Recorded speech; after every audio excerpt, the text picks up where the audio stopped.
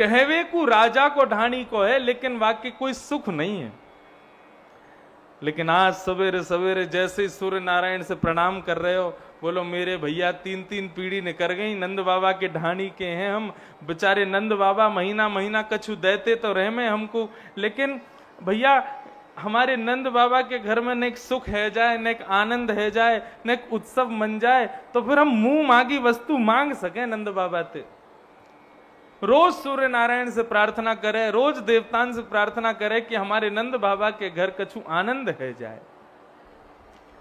आज ढाणी को सुबह सुबह सूर्य को अर्घ दे रहो, इतने में ही कछु वाके अड़ोसी पड़ोसी दौड़े दौड़े आए, बोले अरे भैया ढाणी के तेरे भाग्य खुल गए, अरे भैया आज बरसन बाद तेरे घर में खुशहाली आवे वाली है। ढाणी को बोलो कहा भयो? बोले तेने इतनी सूर्य उपासना करी, तेने इतने देवताओं को वंदन कियो, तेने इतनी नदी में जाकर के तेने अनुष्ठान कियो, उन सवन के फल स्वरूप तेरे यजमान नंद बाबा के घर लाला भयो है। अब तो महाराज जैसे ही सुनी लाला भयो है, ढाणी के नेत्र सजल है गए, पूरा सजल है गए। आज रोन लगो ढाणी को, बोले आज इतने वर्ष बाद मैं आज मांगवे जाऊंगा नंद बाबा के यहाँ, अपने अधिकार से जाऊंगा नंद बाबा के यहाँ।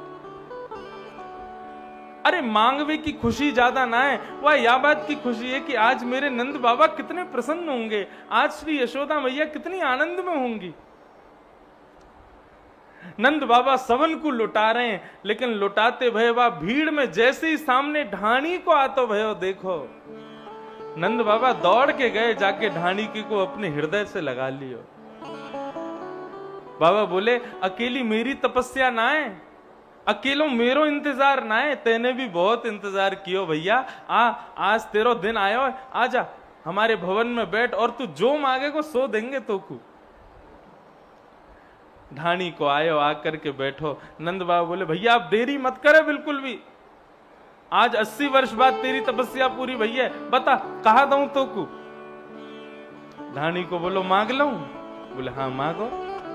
तब ढाणी को नंद बाबा सो मांग रहे हो है, आज मेरे यजमान नंद बाबा के घर लाला भयो है, या खुशी के कारण जैसे ही मैं अपने घर से निकसो तो मेरे घर के सब सदस्य ने अपने अपने आशीर्वाद के संग अपनी अपनी मांग बताई है। बाबा मैं आप सो कह दे रहा हूं, आप दे दियो।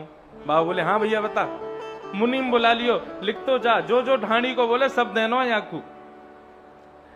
बोले मैं जैसे ही आपके लाला को आशीर्वाद देवे के काजे निकसो, इतने में ही तेरे तात कहो समझाए राय सो, जाए शीशा दीजे।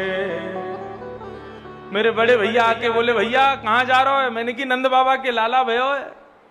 भैया बोले भैया मेरो आशीर्वाद दियो, ऐसे लाला रोज ही होए करें। लेकिन कहा लेके आवेगो? बोले बताओ। बोले तेरे तात कहो समझाए राय सो, जाए शीशा दीजे, और 200 भैंस दूध मन मन की मेरे काजे लीजे। भैया मेरी तरफ से आशीर्वाद दिया और मेरे काजे 200 भैंस दूध मन मन की। एक भैंस के नीचे कम से कम 1 मन दूध होना चाहिए, ऐसी 200 भैंस लेके आइयो मेरे काजे। नंद बाबा बोले भैया एक बात बता, तेरी उम्र कितनी है गई? बोले मैं है गो 80 को। और बोले तेरो भैया? बोले वो 100 पार है गए। तो बोले भैया 200 भैंसन को दूध का मरगटान में पीवेगो? अब 200 भैंसन को कहा करेगो? बोले मैं तो बस उनको भाव आपको बता रहा हूं, देनो ना देनो आपकी इच्छा। नंद बाबा बोले भैया देख, भैंस को दूध पीवे तो बुद्धि मोटी है जाए, हम भैंस तो रखे ना है अपने यहाँ, लेकिन तेरे भैया की इच्छा है तो कहीं से मंगवा के दे देंगे, लेकिन हमारे पास ना है, पहले ही सुन ले, लेकिन हाँ व्यवस्था कर देंगे। तो हाथी दीने, घोड़ा दीने, गैया ब्याई हाल की तो सब काम है, लेकिन भैंस दई नंद बाबा ने। लेकिन भैया एक प्रार्थना करूं, हमारे ब्रजमंडल में ये पतो ना कहां से आई है भावना कि पहले ब्रज में, हमारे ब्रज को नाम ही गोकुल है। गोकुल मतलब जहां गैयान को कुल विराजे, वहां को नाम है गोकुल। दूध ज्यादा मिले वाके लोभ में आकर के, या आदि आदि पतो ना कहा का भाव है लोगन के, आप लोग ज्यादा जानो। लेकिन हमारी प्रार्थना यही है, हम ब्रजवासी हैं। हमारे काजे ठाकुर जी ने चोरी करी, मक्खन की, दूध की, दही की। ठाकुर जी के चोरी करवे के पीछे कोई और उद्देश्य नहीं था। क्यों करते थे ठाकुर जी चोरी? क्योंकि राजा कंस जो था उसके यहां पर, जैसे आज आप लोग टैक्स भरते हो, ऐसे ही उस समय में माखन, दूध, दही, इसको मथुरा में जमा करवाना पड़ता था टैक्स के रूप में। मथुरा बड़ी नगरी थी, वहां के लोग काम धंधा करते नहीं थे, तो कंस ने ये नियम बना रखा था, पूरे 84 कोस ब्रजमंडल के लोग गैया रखेंगे, सेवा करेंगे, लेकिन दूध, दही, घी अपने घर नहीं रख सकते। केवल उतना रखो जितना जरूरत है, बाकी का सारा मथुरा भेजना पड़ता था। तब ठाकुर जी के मन में आई, बोले कि ये गौरस जैसी वस्तु और कंस को देनी पड़ती है। सब ग्वाल बालों से बोले, भैया ये कंस को नहीं देने देंगे हम। कहा करेगो लाला? बोले राजी राजी नहीं मिलेगी तो चोरी करके खाएंगे, लेकिन कंस के पास नहीं जान देंगे। इसलिए ठाकुर जी चोरी करते थे। और आज वही ब्रज धाम में, हमारे वही ब्रजमंडल में अब गैया देखवे को ना मिले। नंद बाबा बोले, भैया देंगे 200 भैंस, लेकिन तू और बता, ये तो हमारे मन की ना है, कछु और बता, और कहा दें तो। बोलो मैं अपने बड़े भैया की बात मान के आने लगो, इतने में मेरो दूसरो बड़ो भैया कहा, बोलो सबसे बड़े भैया ने तो 200 भैंस मांगी, लेकिन बीच वालों भैया बोलो, अरे नंद बाबा के लाला भयो भैया, मेरी तरफ से खूब खूब आशीर्वाद दे के आइयो, और मेरे काज कहा लावे? बोले बताओ कहा लाऊं? बोले मेरे काज सुभग 700 गैया, देसी हमारी ब्रज की नस्ल की 700 गैया लेके आइयो भैया। नंद बाबा बोले, हाँ ये मांगी तेने काम की वस्तु, 9 लाख गैया हैं, 700 बढ़िया वाली गैया देंगे तो तेरे भैया को। लेकिन भैया अभी मन ना है भरो, और बता और कह दूं तो।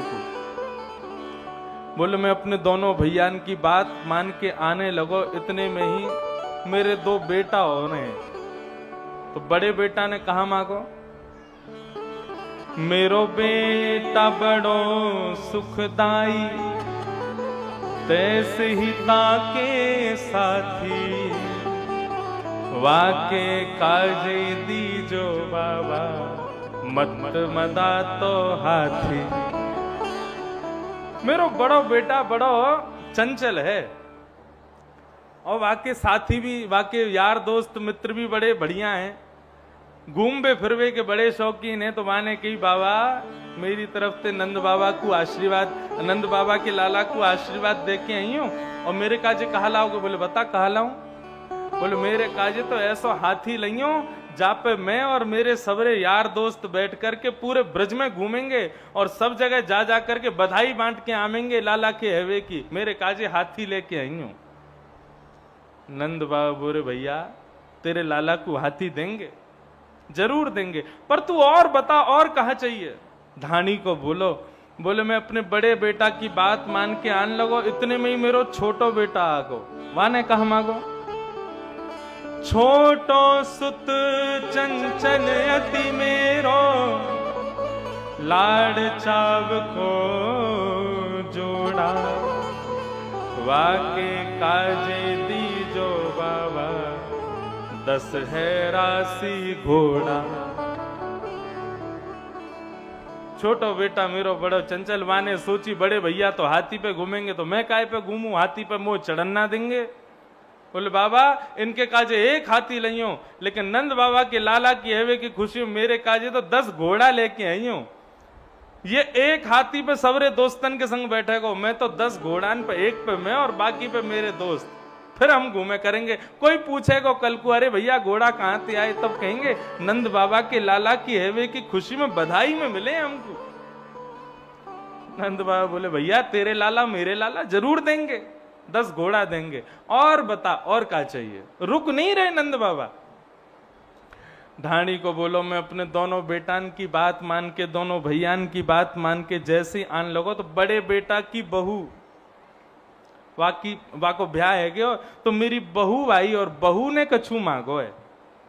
नंद बाबा बोले अरे भैया तेरी बहू हमारी बहू, हम भी वाके ससुर हैं, बता कहा चाहिए। मेरे बड़े बेटा की बहू आई और आकर के मुझसे बोली नंद बाबा के लाला भयो मेरो जब से ब्याह भयो मैं तो मुंह दिखाई में भी मुंह को कछू ना मिलो। अब नंद बाबा से कहियो मुंह दिखाई और लाला की हैवे की बधाई दोनों एक संग लूंगी। और कहा लूंगी? बोले पैर के नख से लेके सिक तक जितने गहने हैं सब लूंगी और तीहर से ती चोली, महंगी वाली बढ़िया वस्त्र लेके आई हो, वही को श्रृंगार करके तब लाला को बधाई देवे जाऊंगी। नंद बाबा बोले अरे भैया जरूर देंगे और बता और क्या चाहिए।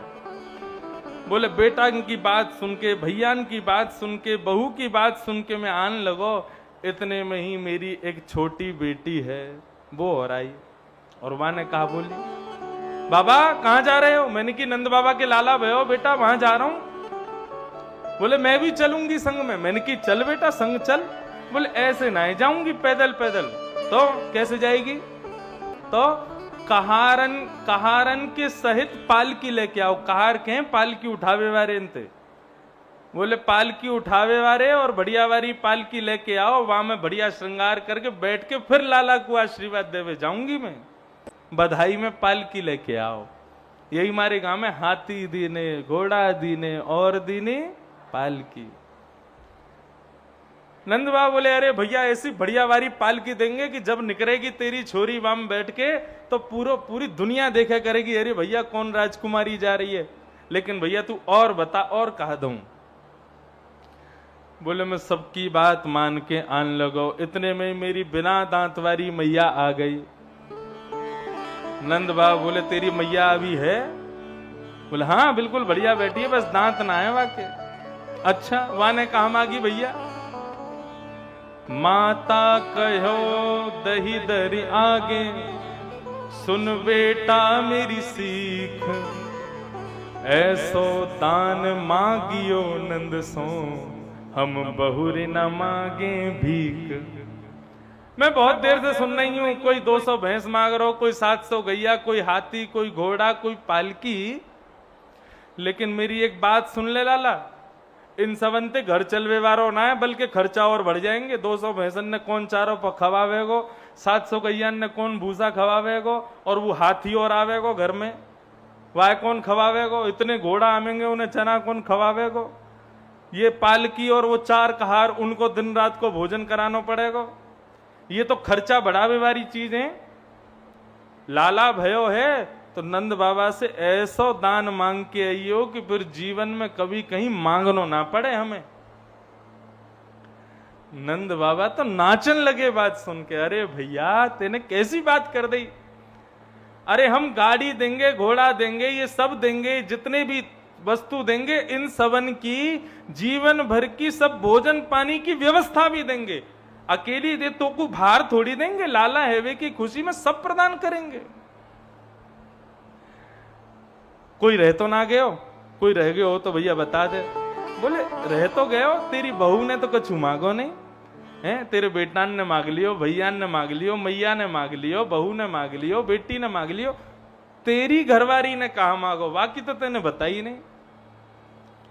ढाणी को बोलो अब बाकी रहन दो। बोले ना ना बाकी तो पहले बता।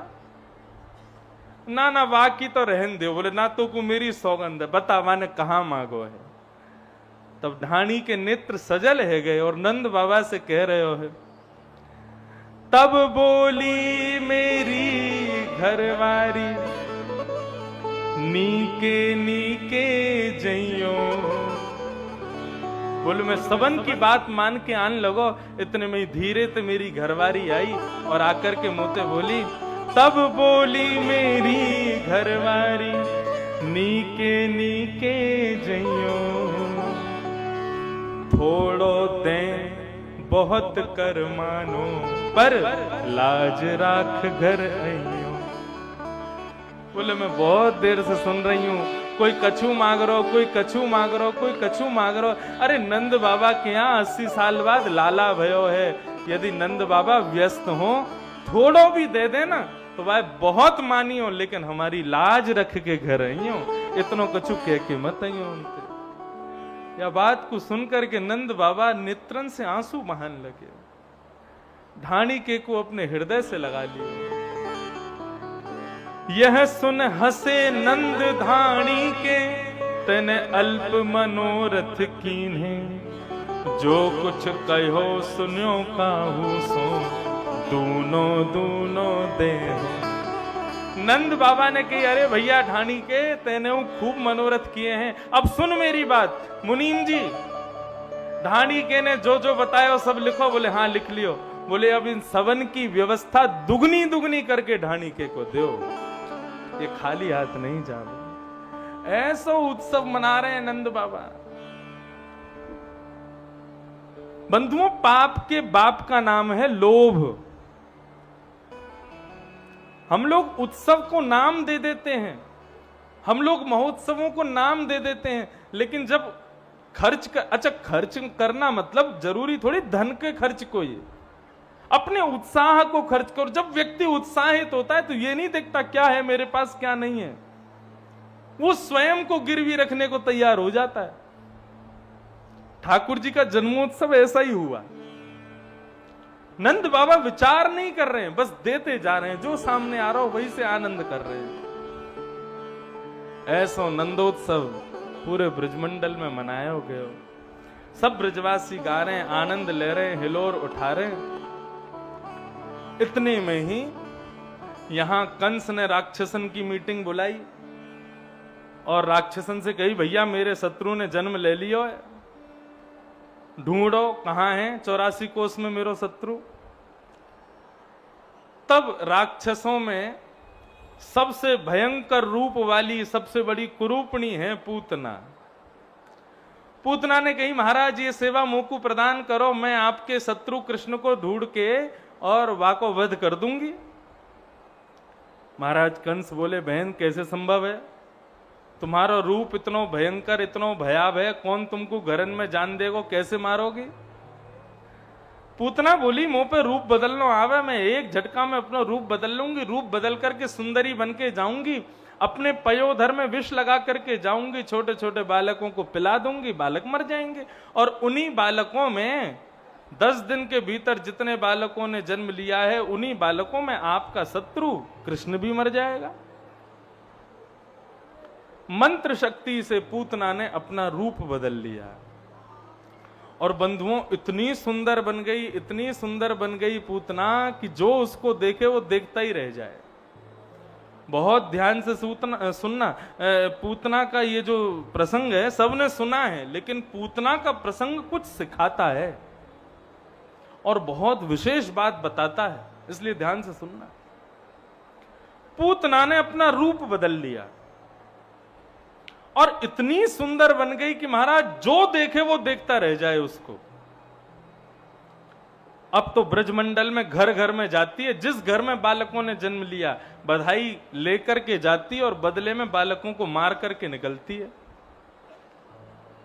लेकिन हम लोगों की एक परिस्थिति होती है कि हम बहुत सुंदर कोई व्यक्ति हो, बढ़िया श्रृंगार कर ले, बढ़िया पहनाव ओढ़ाव धारण कर ले, तो उस पर हमारा विश्वास ज्यादा हो जाता है।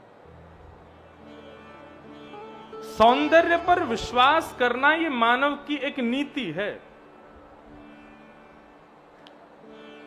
पूतना पर सबने विश्वास कर लिया और सबने अपने अपने बालक उसको दिए। जिस जिस घर में जाती है पूतना सबको मार देती है। अंत तो गत्वा पूतना जब गोकुल की ओर आई तब देखा अबीर गुलाल के बादल छा रहे हैं। महाराज नंद घना आनंद भयो, जय कन्हैया लाल की, ढोल नगाड़े बज रहे हैं, नाच रहे हैं, गा रहे हैं सब लोग। पूतना बोली, हो ना हो इतना उत्सव मन रहा है, मेरे महाराज कंस का शत्रु उसने जन्म यहीं लिया होगा। जैसे ही गोकुल में प्रवेश किया,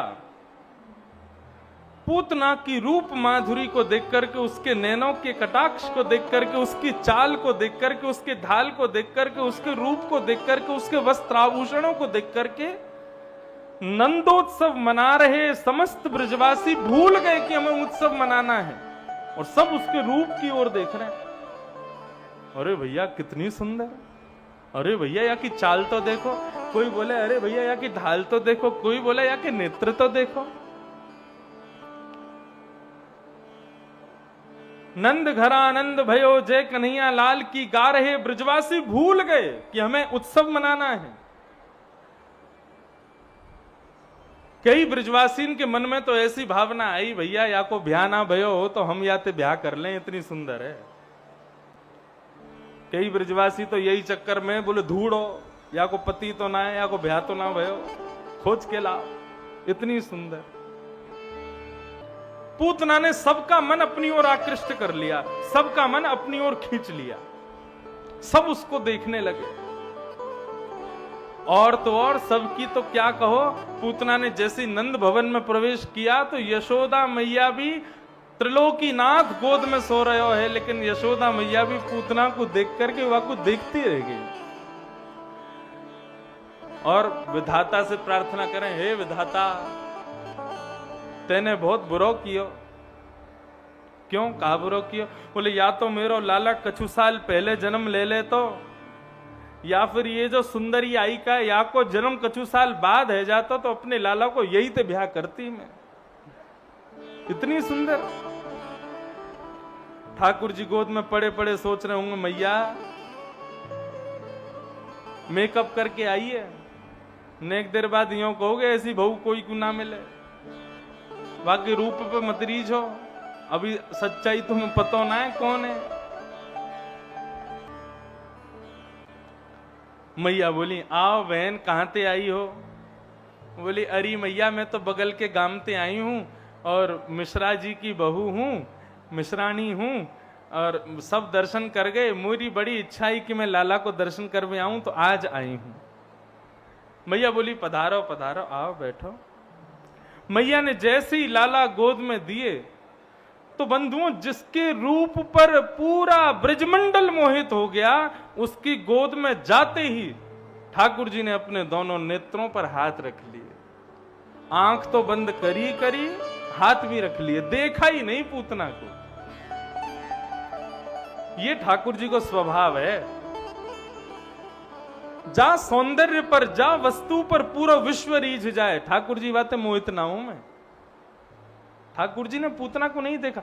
आप कहोगे राक्षसी थी इसलिए नहीं देखा, तो भगवान ने ताड़का नहीं देखी, भगवान ने शूर्पणखा नहीं देखी, भगवान ने कितने सारे राक्षस देखे, रावण कंस आदि, इन सबको ठाकुर जी ने अपने नेत्रों से देखा, लेकिन पूतना को नहीं देख रहे।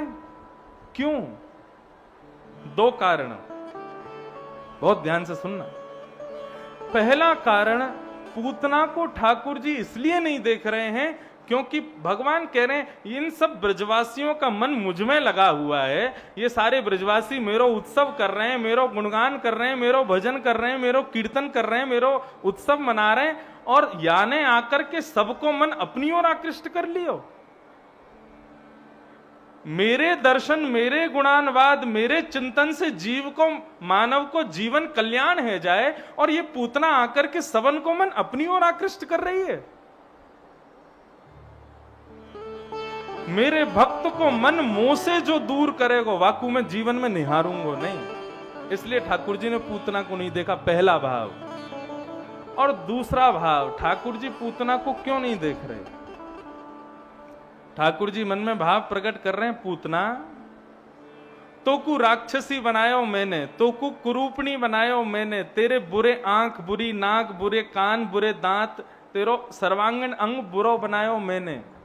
मैं ईश्वर हूं, मैं ही जग को बनाऊं, मैंने तू को राक्षसी बनायो, लेकिन आज तू मेरे सामने आई है तो जैसी मैंने बनाई वैसी बन के नहीं आई है, रूप बदल के आई है, इसलिए ठाकुर जी ने नहीं देखा। पूतना रूप बदल करके आई, भगवान ने नहीं देखा। नेत्रन पे हाथ रख लिए, यशोदा मैया कोई काम से चली गई, पूतना का रूप इतना सुंदर कि विश्वास से लाला को दे गई। पूतना ने तुरंत अपने पयोधर को लाला के मुख में दियो, ठाकुर जी ने वाके स्तन को पान करना शुरू कियो। सबसे पहले तो वाके विष को पियो। अच्छा, एक और बात, हमारे पूज्य पिताजी के कि ठाकुर जी ने नेत्रबंद क्यों किए? ठाकुर जी ने नेत्र यामारे बंद किए, बोले नेत्र बंद करके ठाकुर जी शंकर जी को ध्यान कर रहे हैं। बोले बाबा हम अभी नेक्से से लाला हैं, 6 दिना के भय ना, दूध भी अच्छे से पियो ना, ये मौसी हमको विष पिवावे आ गई है।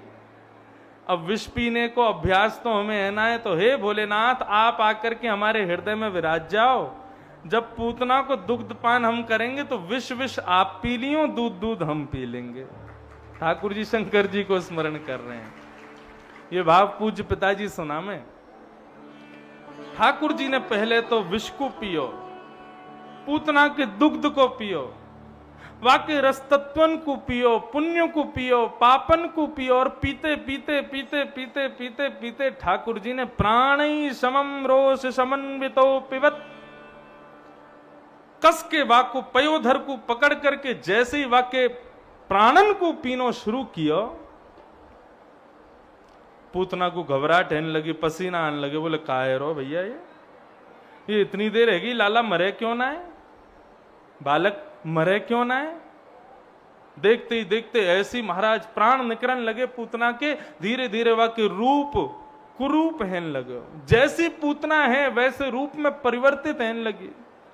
विशाल विकराल स्वरूप, विशाल हाथ, विशाल नेत्र, बड़े बड़े दांत, भयंकर राक्षसी रूप में पूतना जैसी प्रकट भई। अरे लाला छोड़, अरे बालक छोड़, अरे छोरा छोड़।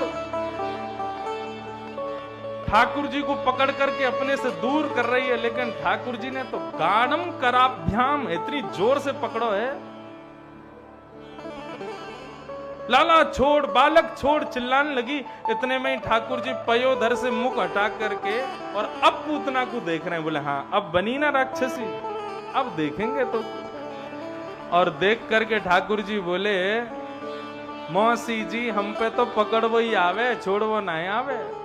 और जाकू एक बार पकड़ लें, चाहे वो राक्षस हो चाहे वो भक्त हो, एक बार जाकू पकड़ लें फिर तो ठिकाने लगा के छोड़ें। अब तो तुम्हें ठिकाने ही लगावेंगे। 6 दिन के कन्हैया, 6 दिन के बालक के मुख से इतनी बड़ी बातें सुनकर के पूतना तो मोह लगे, ये बात सुन के ही मर गई होगी कि नेक्सो से बालक बोल रहे। विशाल विकराल स्वरूप पूतना को है गयो और नंद भवन के पीछे विशाल खेतों में जाकर के धड़ाम से गिरी। ना जाने कितने पेड़ पौधा आदि सब अपने नीचे चटनी बना दी और गोविंदाय नमो नमः बोले पूतना मर्दन भगवान की। जोर की आवाज भई, सब दौड़ करके गए। अरे भैया लाला कहाँ गए हो, लाला कहाँ गए हो। नंद भवन में खोजन लगे लेकिन ठाकुर जी नहीं मिले। तभी देखो पीछे विशाल राक्षसी पड़ी है। सबने नसेनी लगाई, नसेनी समझे ना, नसेनी लगा करके ऊपर चढ़े। ऊपर चढ़ करके देखी तो नेक्से से लाला और पूतना के पयोधर पे औंधे पड़े हैं और आनंद कर रहे हैं। सब ब्रजवासी ने जाके ठाकुर जी उठाए, उठा करके गोपीन को प्रदान किए। गोपी सब यशोदा मैया को लेकर के और महाराज गौशाला में गई। जाकर के ठाकुर जी को गौशाला की पूंछ से झाड़ो लगाए, पूतना को उद्धार किया। तो पूतना कौन है बंधुओं? पूतना है अविद्या, पूतना है अज्ञान, और पूतना है विविधान। ठाकुर जी की भक्ति में आने वाला विविधान, वही पूतना है। उससे सदा बचो, वो ठाकुर जी को प्रिय नहीं है। सब ब्रजवासी लेकर के गए लाला को, और लाला को जाकर के गैया की पूंछ से झाड़ो लगायो। गैया के खुर के रज से ठाकुर जी के एक एक अंग को तिलक कियो और ठाकुर जी प्रसन्न है गए। कि जैसे ठाकुर जी को जब भी कोई पीड़ा भई, यशोदा मैया वैद्यन के पास बाद में जाती, पहले गौशाला लेके जाती और गौशाला में जाकर के गाय के खुर की रज से ठाकुर जी के 12 अंग पे तिलक करती और फिर गैया की पूंछ से ठाकुर जी को झाड़ो लगाती। ठाकुर जी स्वस्थ हो जाते। ठाकुर जी की वैद्य गैया ही है, वही के सर्वांगीण भाव से ही ठाकुर जी स्वस्थ रहे में। अब यहां पर सुखदेव जी प्रश्न करते हैं कि पूतना को गति कौन सी मिली मरने के बाद? अहो वकीयम स्तन कालकूटम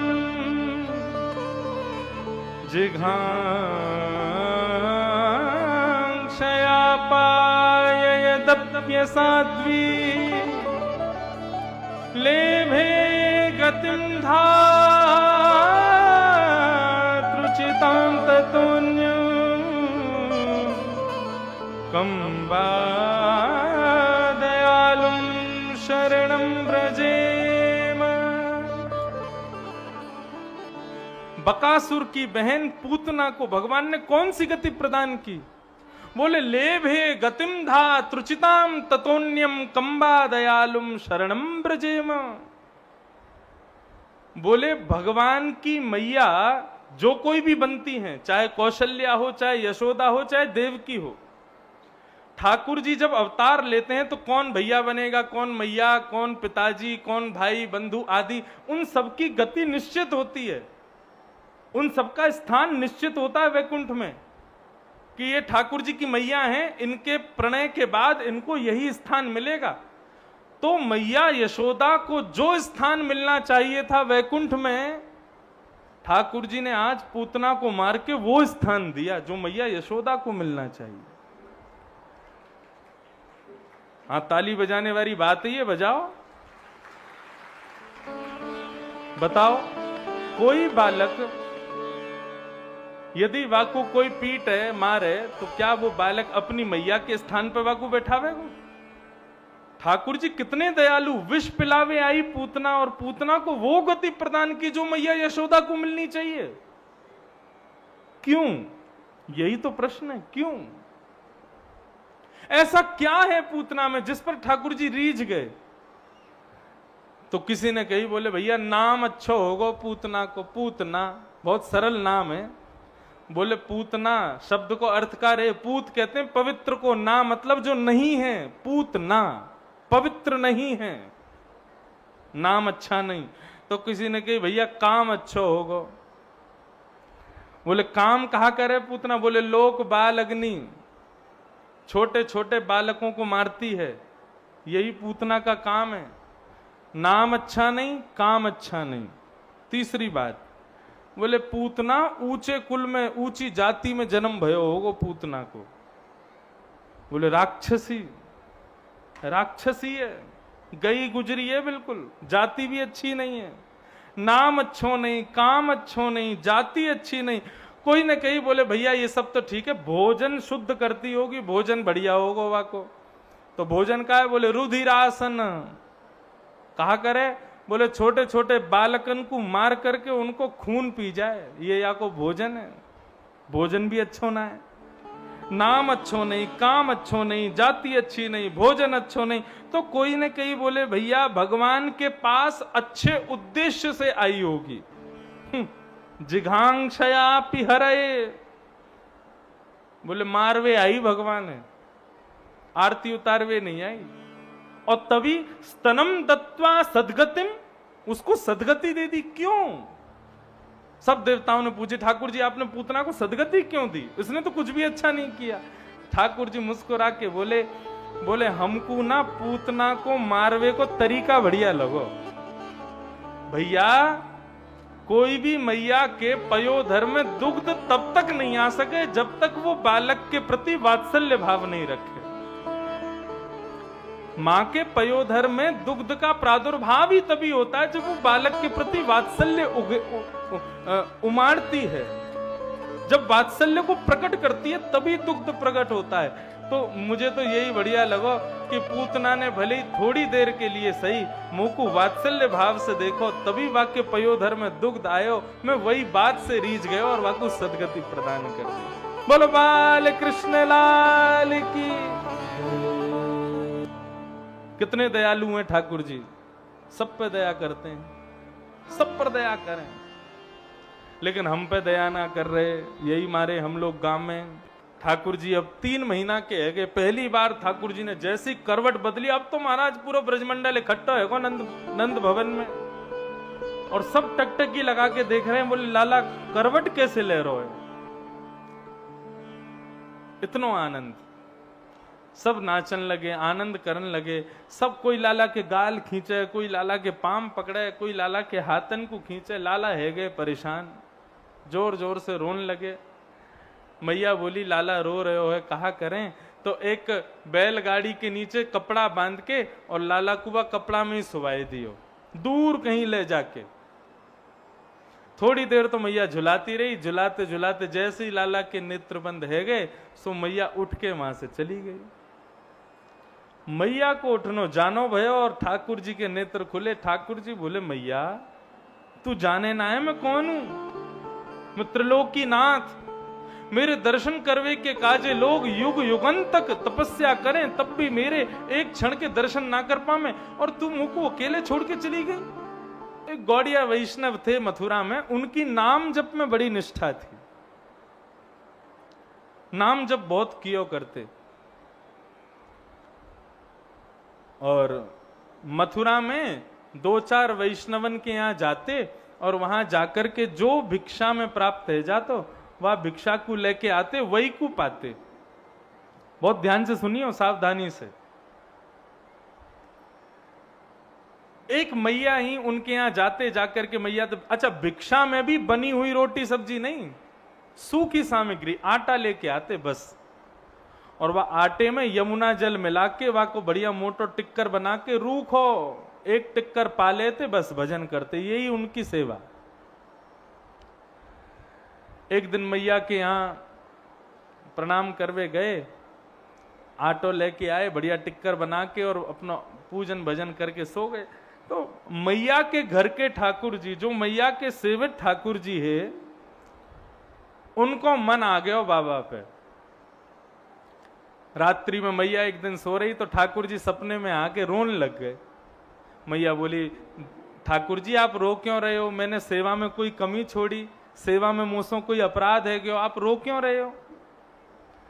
ठाकुर जी बोले मैया मैं यहाँ मारे रो रहा हूं, तेरे यहाँ जो बाबा आवे रोज भिक्षा लेवे। बोले हाँ मोको बहुत पसंद है, मैं वाके पास जानो चाहूं अपनी सेवा करवावे।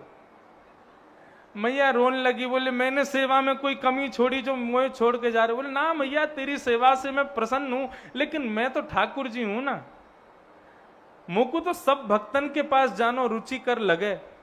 मैं तो भरत है छोड़ के जब सबरी के यहां जा सकूं तो तुम्हें छोड़ के वह बाबा के पास ना जा सकूं?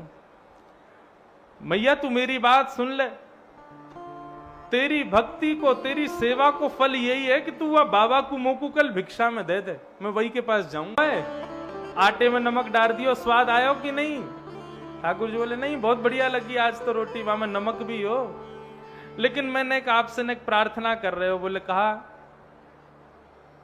बोले यदि आपको बढ़िया लगे तो एक आलू और ले आए करो संग में, और वह आलू को भूंज के वाकी ने चटनी सी बनाए के वहां में नमक डाल के वाय और दे दे करो, तो नेक रोटी के संग आलू की सब्जी है जाएगी, फिर पावे में आनंद आवेगो। बाबा बोले आज तक आटे से ऊपर चीज नहीं आई, अब नमक भी आवेगो आलू भी आवेगो, ठीक है। दूसरे दिन भिक्षा मांगे गई, मैया ने नमक भी दियो आटो भी दियो। बोले बाबा, बोले मैया आलू और लाओ। बोले अब का भयो? बोले कि नमक रोटी ते काम ना है, चल लो आलू भी चाहिए। बोले बाबा अभी तो आलू जा रहा देगियो और काका आवेगो। आलू लेके आए, आकर के महाराज आलू भूंज के बाकी चटनी बनाई, वहां में नमक वमक डालो, टिक्कर बना के ठाकुर जी को पधराए। ठाकुर जी ने पायो, बाबा जैसी नाम जप करने लगे, ठाकुर जी फिर प्रकट है गए। बाबा बोले अब कहा भयो?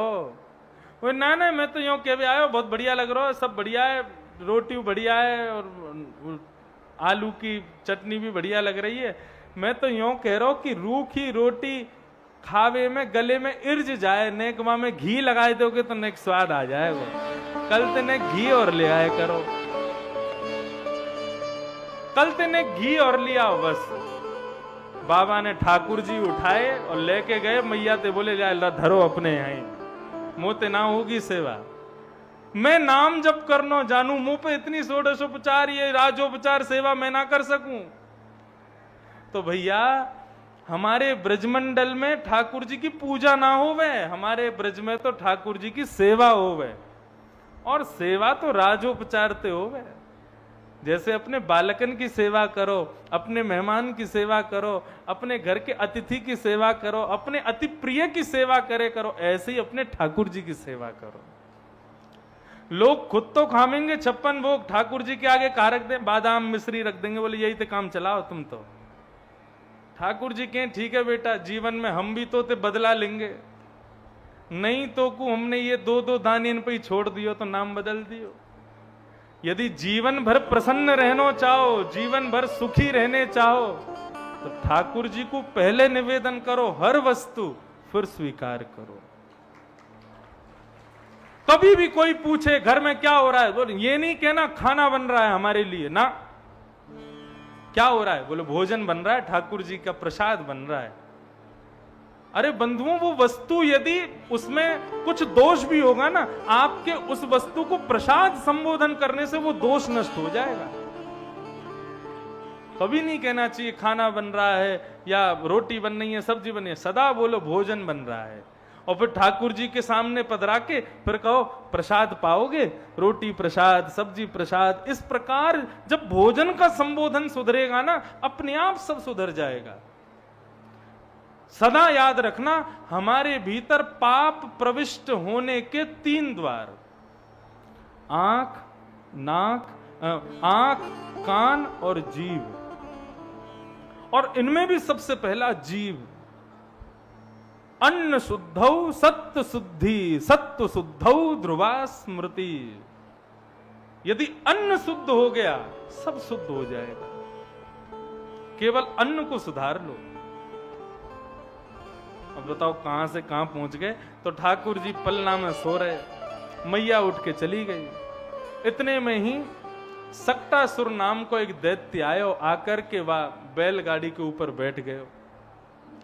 भगवान ने जैसी देखी भैया सक्टासुर नाम का दैत्य आया है, ठाकुर जी ने अपनो एक पांव ऊंचो किया और ऊंचो करके बैलगाड़ी में जैसे ही मारो, बैलगाड़ी पलट गई, सक्टासुर को वध है गयो।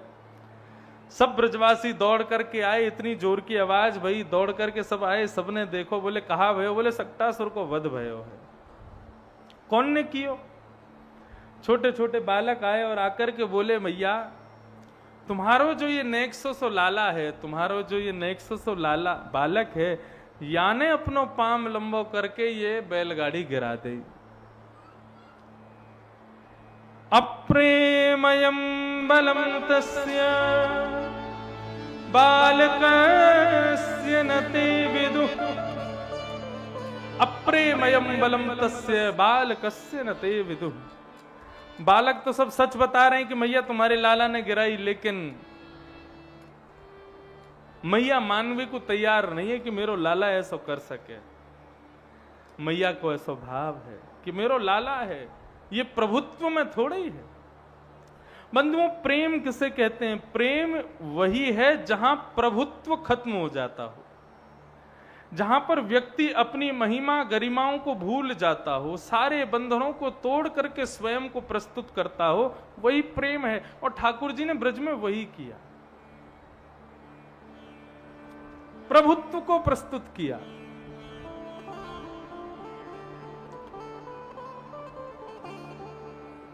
प्रभुत्व का वर्णन किया।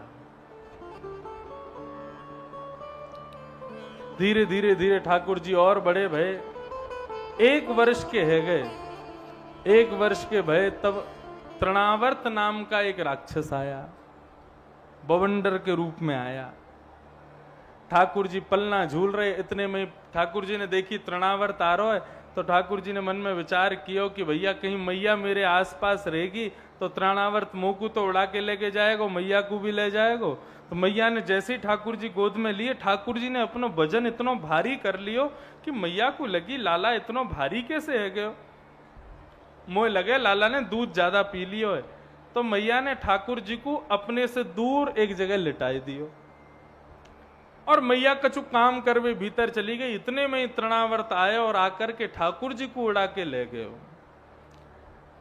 जैसे ही ब्रज से नेक दूर लेके गए और ठाकुर जी ने अपनी प्रभुत्व में आकर के उसकी गर्दन पकड़ करके आकाश से ही नीचे पटक दिया और तृणावर्त का वध कर दिया।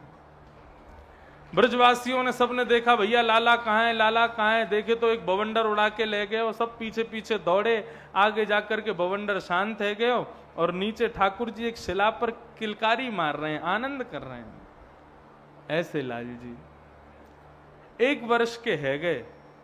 अब धीरे धीरे खंभ पकड़ के ठाकुर जी चलनों सीख गए हैं। पूरे विश्व को चलाने वाले आज स्वयं चलनों सीख रहे हैं। मैया नेक हाथ पकड़ करके लाला को चलावे और इतने में ही हाथ छोड़ दे, लाला चलते चलते चलते फिर अपने आप गिर जामे। अब तो ठाकुर जी पकड़ पकड़ के स्वयं चलन लगे। मैया के मन में एक दिन आई, मेरो लाला इतनी सुंदर चाल चले, तो मैया सुंदर पाजेब लेके आई और लाला के चरणन में पाजेब बांध दी। अब ठाकुर जी खड़े हैं लगे, धीरे धीरे चलन लगे। लाला को देख करके मैया चुटकी बजावे, ताली बजावे, सुंदर सुंदर राग गावे और उनको सुनकर के ठुमक ठुमक करके नन्हे से बाल कृष्ण नृत्य कर रहे हैं। हमारे ब्रज में गावे चंद्र सखी, नाचे नंद लाल नचावे हरि की मैया, नाचे नंद लाल नचावे हरि की मैया।